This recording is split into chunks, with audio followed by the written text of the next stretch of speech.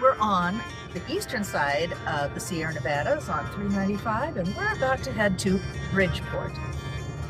I'm Michelle, and here we go.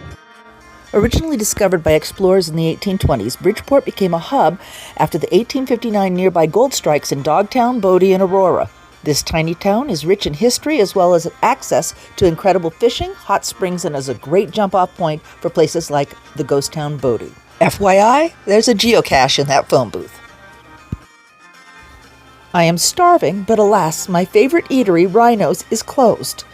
Not to worry though, there are plenty of places to eat here, and we cross the street to the Bridgeport Hotel in search of a meal. They have a lovely dining room here, but we prefer to dine in the more rustic bar. First a little wine, and then, as we are wont to do, we get appetizers. That's a standard for us. Calamari and fries. Just hits the spot. I will say I do prefer Rhino's calamari, but this is pretty tasty. It's time to get out and explore this quiet town. It's not so quiet on the 4th of July, though. There's a link to those festivities above. Now, you may wonder why this hotel is named the Bodie Hotel. Simple. They jacked it up and moved it to this town for a new life. This area is a magnet for serious fishermen, and this is the famous Ken's Sporting Goods. Yep, everything you might need for a day out on the water. Right next door is the Bridgeport General Store and Deli. This tiny shop is the only grocery store in town.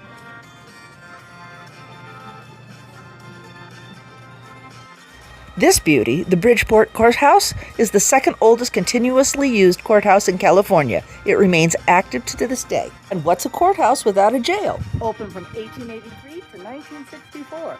Yeah, this little jail in 1964 even. Hey, enough serious stuff.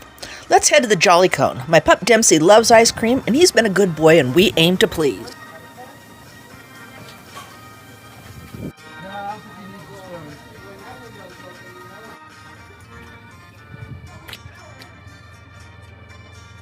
Wow, there is real community spirit in this town. This is a free pantry, and yes, there was food inside. What a lovely little church. Oh, I might mention, there's a walking history map available online. Make sure to download it. So yeah, High Plains Desert, we're getting a little bit of wind.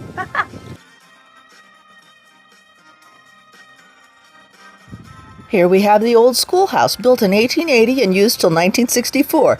Yes, again, till 64. I'm sensing a theme. It was saved from destruction and moved to serve as a local museum. So if you're visiting and you want a place to picnic, they have a beautiful little park with all sorts of eating places to sit in the shade and things for your kids to play on. There are just so many historical homes to view here. But now, let's check out some of the big draws to the area. We'll start with fishing. This lake is literally half a mile from downtown. The marina also has campsites. FYI, this isn't the only lake nearby. There are quite a few, as well as rivers and streams. Yet another form of hitting the mother lode for this area. There are 2 different hot springs close by. This is Travertine, about a mile and a half from town. So here we are at Travertine. When we first started coming here, there were no amenities like bathrooms and stuff. It's upgraded.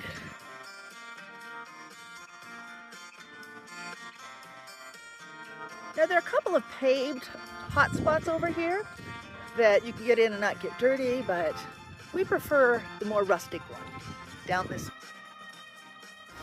Yes, the water is murky, but no, that's not mud. Those are great minerals, and they're really good for your skin. So, story time. One time we brought my grandkids here, and there was a naked couple right over there, and they thought we'd take the kids away. They slunk down into that water.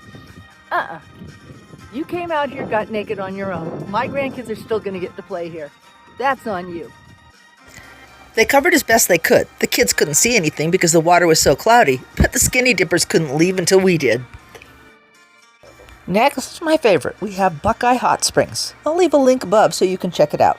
Buckeye has it all. Rustic hot springs, dispersed camping, and it's a bit more secluded.